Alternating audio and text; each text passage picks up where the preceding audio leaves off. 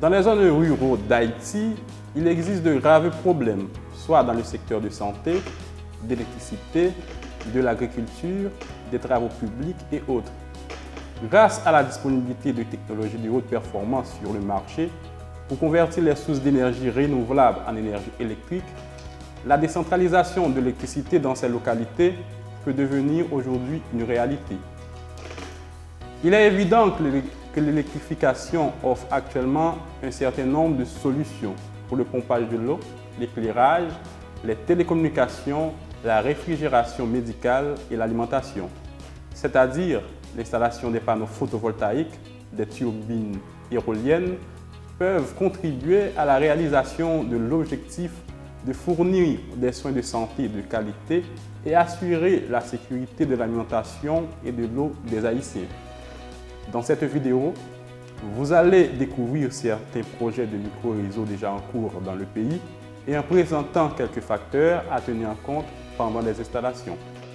Pour répondre aux besoins énergétiques de la population haïtienne, il y a des entreprises qui commencent à installer des projets de micro-réseaux en Haïti, comme EarthSpark, qui a un projet hybride solaire diesel à mettre en œuvre dans les régions de transformation agricole en Haïti.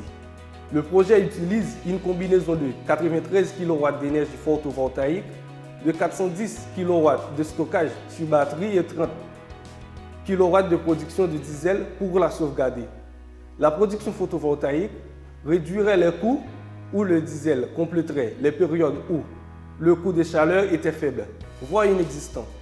Le groupe de batterie permet également de répondre à la demande en période de forte consommation d'énergie ou de faible production photovoltaïque. Cette image représente le profil de charge où EarthSpark a installé le micro-réseau. On peut constater que la consommation de base avoisine les 10 kW, avec des pics atteignant 35 kW au crépuscule.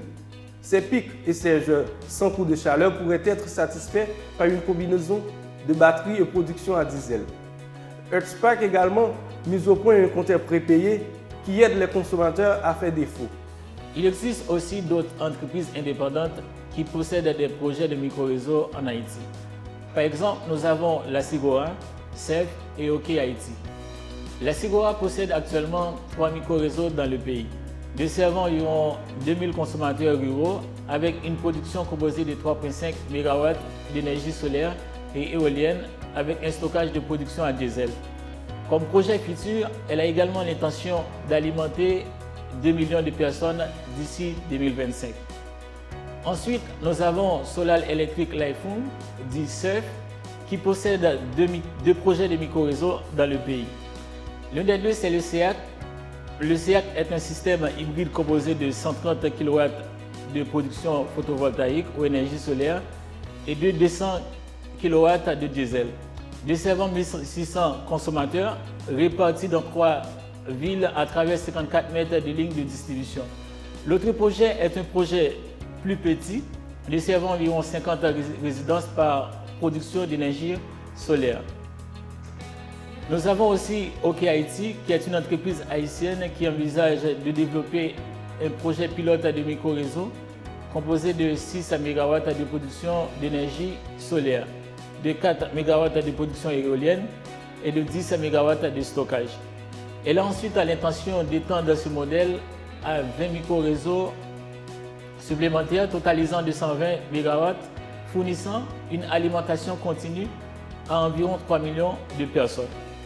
Outre ces micro-réseaux d'entreprises indépendantes, il existe également un projet qui a été créé par le gouvernement haïtien et d'autres organismes internationaux qui s'appelle Caracol. Il comprend 10 MW de diesel et de mazout lourd, desservant environ 9000 consommateurs.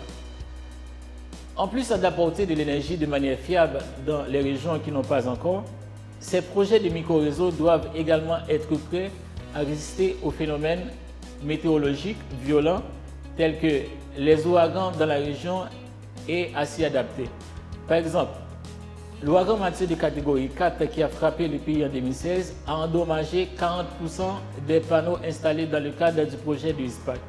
Il a également détruit quasi la totalité du système de distribution de la région dans laquelle il est passé.